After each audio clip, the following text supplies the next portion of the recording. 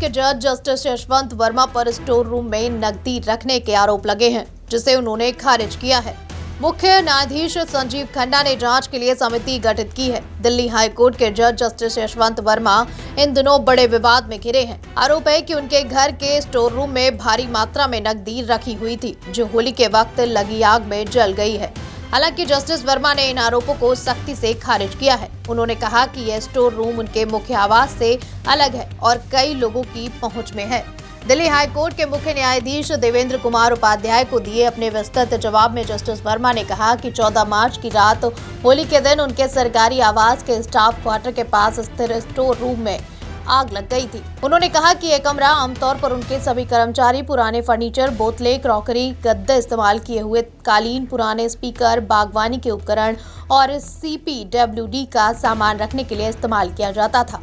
यह कमरा अनलॉक रहता था और इसके दोनों ओर से प्रवेश किया जा सकता था, एक आधिकारिक गेट से और दूसरा स्टाफ क्वार्टर के पिछले दरवाजे से। वहीं उनका कहना है कि मैं तो उस वक्त मध्य प्रदेश में था। जस्टिस वर्मा ने बताया कि घटना के समय वह और उनकी पत्नी मध्य प्रदेश में थे और उनके दिल्ली स्थित आवास में केवल उनकी बेटी और बुजुर्ग मां मौजूद थी। वह और उनकी पत्नी 15 मार्च को भोपाल से इंडिगो की फ्लाइट से दिल्ली लौटे। उन्होंने कहा कि जब आधी रात को करीब आग लगी तो उनकी बेटी और निजी सचिव ने दमकल विभाग को सूचित किया। जब आग बुझाई गई और परिवार के सदस्य मौके पर पहुंचे तो उन्हें वहां कोई नकदी या नोटों के अवशेष नहीं मिले।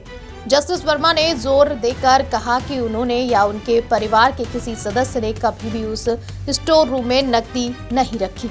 उन्होंने इस आरोप को पूरी तरह असंभव, अविश्वसनीय और हास्यास्पद बताया है। उन्होंने कहा कि जब वह दिल्ली लौटे तब उन्हें इस घटना की पूरी जानकारी मिली। जस्टिस वर्मा ने कहा कि जब मुख्य न्यायाधीश देवेंद्र कुमार उपाध्याय ने उन्हें फोन कर इसकी घटना की जानकारी दी, तब तक उन्हें यही बताया गया था कि आग शॉर्ट सर्किट के कारण लगी थी। दिल्ली हाई कोर्ट के जज ने आगे कहा कि जब मुख्य न्यायाधीश उपाध्याय ने उनके प्रमुख निजी सचिव को घटनास्थल पर भेजने का अनुरोध किया तो उन्होंने इसकी अनुमति दी। उस रात PPS वहां पहुंचे और जब जस्टिस वर्मा और उनके निजी सचिव ने उनके साथ मिलकर जले हुए कमरे का निरीक्षण किया तो उन्हें कोई नकदी नहीं मिली। उन्होंने कहा कि अगले दिन 16 मार्च को जब अदालत की कार्रवाई शुरू होने से पहले उन्होंने मुख्य न्यायाधीश उपाध्याय से मुलाकात की तो उन्हें एक वीडियो दिखाया गया, जिसे दिल्ली पुलिस आयुक्त ने साझा किया है। तो वहीं वीडियो देखकर वो चौंक गए। जस्टिस वर्मा ने लिखा, मैं इस वीडियो को देखकर पूरी तरह चौंक गया हूँ, क्योंकि इसमें दिखाया गया दृश्य उस जगत से बिल्कुल अलग था जिसे मैंने खुद अपनी आंखों से देखा था। उन्होंने कहा कि यह पूरी तरह घटना उन्हें फंसाने और बदनाम करने की साजिश लगती है। उन्होंने यह भी कहा कि दिसंबर 2024 में उनके खिलाफ सोशल मीडिया पर अफवाहें फैलाई गई थी और यह घटना भी उसी साजिश का हिस्सा प्रतीत होती है। उन्होंने कहा कि उनके परिवार के सभी लेन देन बैंकिंग चैनलों, UPI एप्लीकेशन और कार्ड के माध्यम से होते हैं और नगद लेन देन का कोई सवाल ही नहीं उठता।